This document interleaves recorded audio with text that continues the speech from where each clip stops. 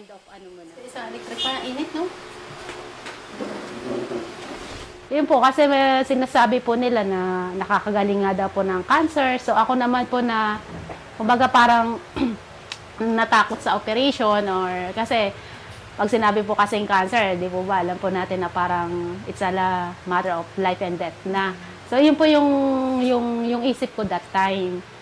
So kaya po nag-try ako ng medication na sabi nga po nakaka-cure ng cancer, nakakatunaw ng cancer cells na hindi na kailangan ng chemotherapy. Kaya nag-try po ako nun.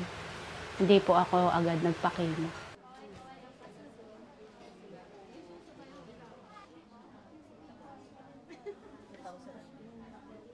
Kasi nung pumunta po kasi ako sa Onco, nung time na dapat bibili sa Ito. September po.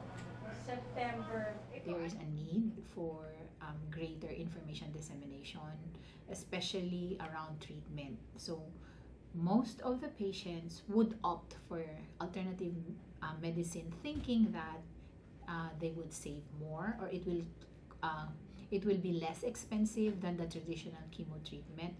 Plus, believing that because this is usually the mindset that we get is that this is organic, this is natural.